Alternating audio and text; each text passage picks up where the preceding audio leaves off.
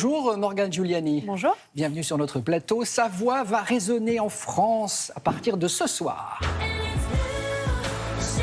Je parle bien sûr de la méga star de la pop américaine, c'est Taylor Swift, à qui vous consacrez votre livre, et donc qui va se produire ce soir pendant 4 soirs donc à la Défense Arena. C'est le début de sa tournée européenne. Les 180 000 places sont vendues, je crois, en quelques minutes. Vous dites c'est la plus grande pop star du siècle. On en a encore la démonstration avec cette vente record des tickets.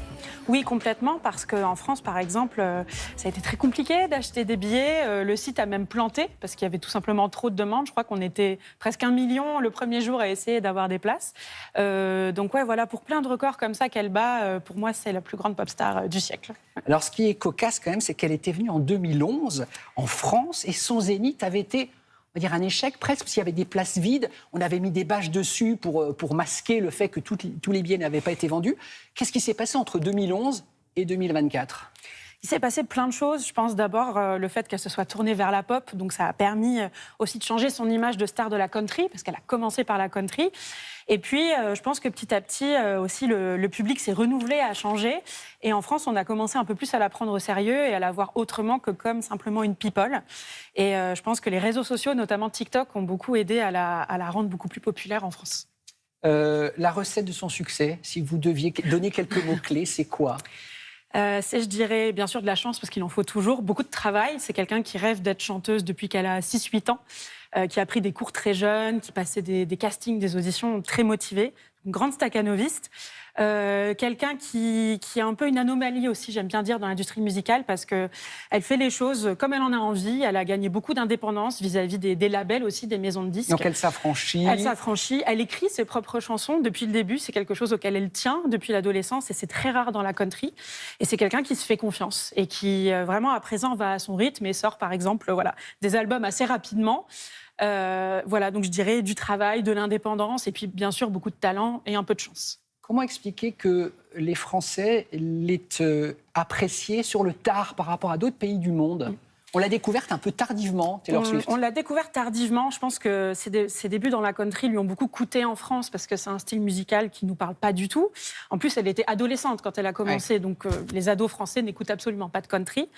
Et puis après, on l'a plus réduite à sa vie privée, le fait qu'elle fréquentait des acteurs, des chanteurs. Notamment Jake Gyllenhaal, Jake Gyllenhaal, par exemple, ouais, c'était le cas à une époque. Et puis, je pense qu'on l'a trouvée trop sage. Nous, en France, on aime plutôt les pop stars très sulfureuses comme Madonna, Britney Spears, Shakira, Beyoncé.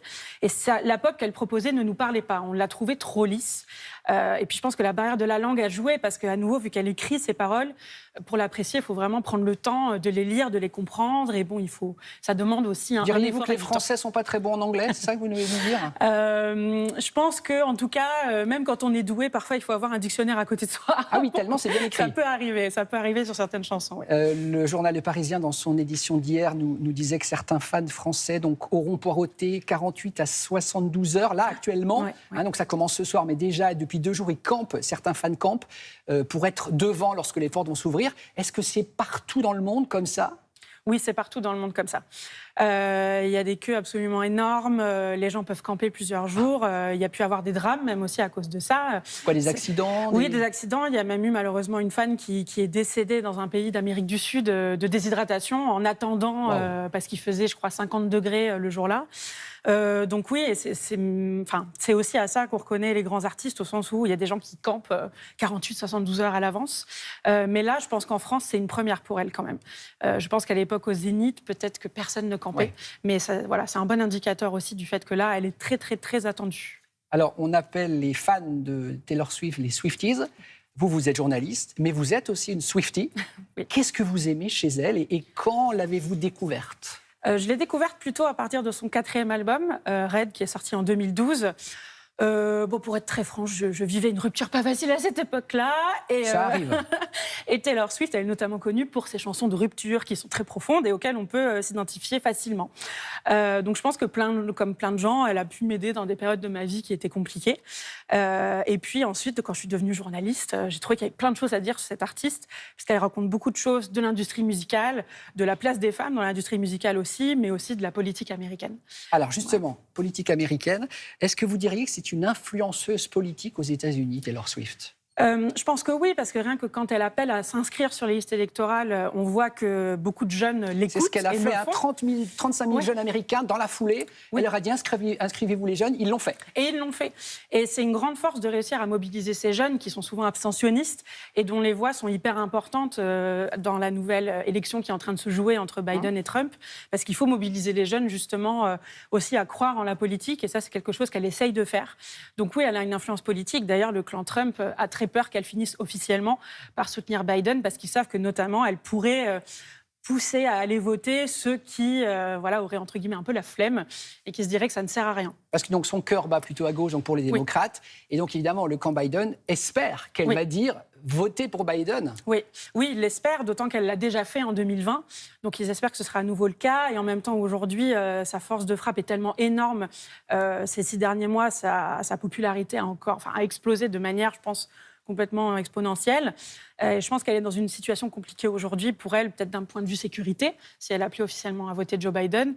Mais en tout cas, c'est sûr et certain que le camp Biden attend de pied ferme, espère en tout cas, qu'elle finisse par officiellement appeler à voter pour lui. Elle est multimillionnaire, elle est milliardaire, Taylor Swift. Elle est milliardaire, officiellement, depuis quelques mois maintenant, notamment parce qu'elle est en train de réenregistrer ses 6 premiers albums, parce qu'elle n'en détenait pas les droits, pardon. Ça appartenait aux maisons de disques. Ça appartenait à sa première maison de disques, ce qui est en fait très très classique dans l'industrie musicale, et ça c'est aussi quelque chose qu'elle a dénoncé, parce que voilà, du fait qu'elle écrit ses chansons, elle estime qu'elle doit en être propriétaire. Et là, depuis 2019, elle est propriétaire de tous les nouveaux albums qu'elle sort, plus les 6 premiers qu'elle réenregistre. Et donc, c'est le meilleur moyen, en fait, aussi de gagner beaucoup d'argent en tant que chanteur-chanteuse. Donc, c'est une femme d'affaires. C'est une femme d'affaires très aguerrie. Comme vous dites dans votre livre. Oui, au sens où elle ne se laisse pas faire par l'industrie musicale, parce que c'est la base, en fait, de ne pas posséder ses albums quand on est artiste, mais elle ne trouve pas ça normal. Vous serez où ce soir ? Je serai à la Défense Arena. Et vous serez où demain soir ? Je serai à la Défense Arena. Et vous serez où ? Jusqu'à dimanche, vous y serez en fait. Je serai à la Défense Arena. Voilà, on l'a compris, vous êtes fan. Je rappelle le titre de votre livre, Taylor Allison Swift, la rebelle devenue icône. C'est chez Talent Édition. Merci d'être venu nous voir ce matin. Merci beaucoup.